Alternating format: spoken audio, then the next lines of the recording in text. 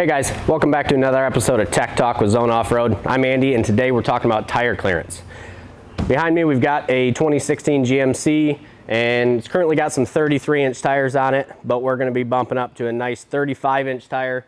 This is a Mickey Thompson Baja Boss on a nice 17 by 8.5 method. Now, I've already got two mounted up front here, so I want to show you where we're going to run into some clearance issues, and then we're going to get into what we're doing next. So, right up front here, basically at the back of the fender, you're really going to get into some very heavy clearance issues with some tires on these GM square wheel wells. So, what we've got is we've got the Zone Off-Road Fender trim plate kit. These are very inexpensive, little bit of time, and it's going to get you some extra clearance here for these larger tires.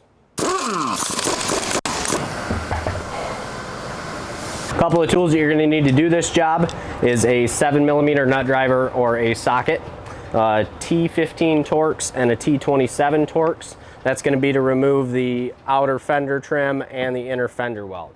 Then you'll also need a 13mm socket with a ratchet to remove the bolt on the bottom side of the fender, and then you'll need a cutoff wheel, a paint marker, and a hammer to do the actual trimming procedure.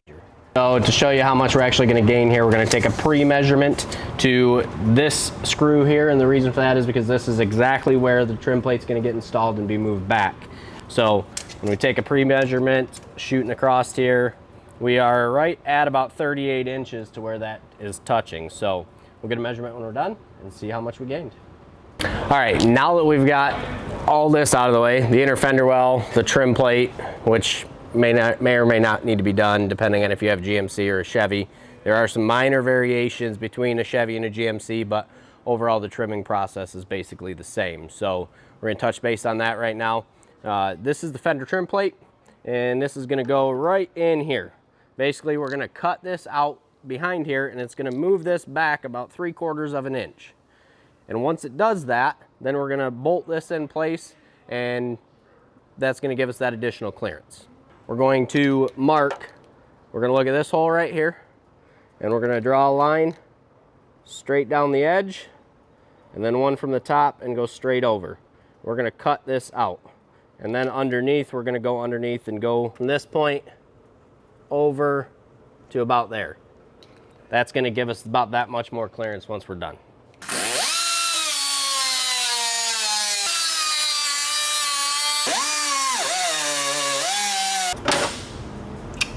There she is. All right, so now that we've got this piece cut out, the one thing to keep in mind is you need to save this, because there's two clips on here that we need to retain because we're going to transfer them over to the new fender trim plate. But we're also going to do a little bit more trimming in here. Basically what we're going to do is we're going to end up having to take the corner of this off, and then we're going to make 3 cut lines up here. And then what we're going to do is we're going to fold this over to gain some more clearance. The one thing on these cut lines is you want to make sure you don't cut one of the pinch welds. There's spot welds in here that are, you'll feel them, they're a little divot, and that's where these seams are all welded together. You don't want to cut that. So you're going to cut between those, make a slice, and then we're going to fold this over.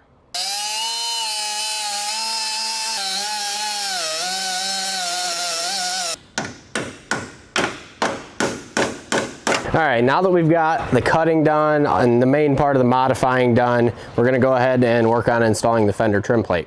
Before we do that though, first thing you want to do is take some paint, paint any of the exposed metal to prevent any sort of rust, to make sure you don't get it on the outside of the body. When we install the fender trim plate, it'll go in like this, and this corner here is going to tuck behind what's left of the fender. So it's going to tuck behind that, and then on the bottom you've got a fender bolt that's going to bolt up and hold it in place. Now this is where we're going to transfer those clips I talked about earlier. We're going to transfer them over into this plate here. Now we've got 2 holes up here, one's for a Chevy, one's for a GMC. Follow the instructions for which one is which. Oh, to remove these little clips, you're going to use a simple small flathead screwdriver. You can take and insert it like this and bend this clip in a little bit. And then we're going to go to the other side, bend this side in a little bit too. And once we do, we'll be able to push this out and remove that. We're going to do the same with both of these, and then we're going to transfer them over to the new plate. Now, like I mentioned, these holes are different between Chevy and GMC. Chevy's gonna be your top hole, GMC is gonna be your bottom hole.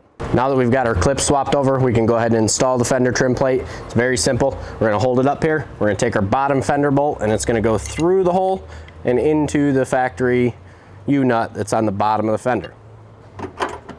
So again, tucked behind the fender here. Factory bolt goes in place, and then we'll torque that. We're gonna go ahead and finish the reinstall of the inner fender well and the fender trim. Then this side will be done. Or then we'll go over to the passenger side and do that, and then we'll be all set. All right, now that we've finished the passenger side, I can show you what we've gained for additional clearance here. Measuring same spot on the front bumper to the bolt here, if I can hold my tape measure straight. We are roughly 38 5/8 of an inch, where before we were at 38 inches. So we've gained roughly 5/8 of an inch. We can gain some additional clearance by removing this mud flap, which we may have to do. You can see where the previous tires were rubbing here a little bit. So we can take and trim this inner fender here. That can gain us some additional clearance there. And then we can also do a little bit of trimming up front here and trim off the inside of this or all the way across if we choose to. The big thing to watch out for here is these two mounting bolts. We don't want to trim above those because that's going to hold the inner fender well in place.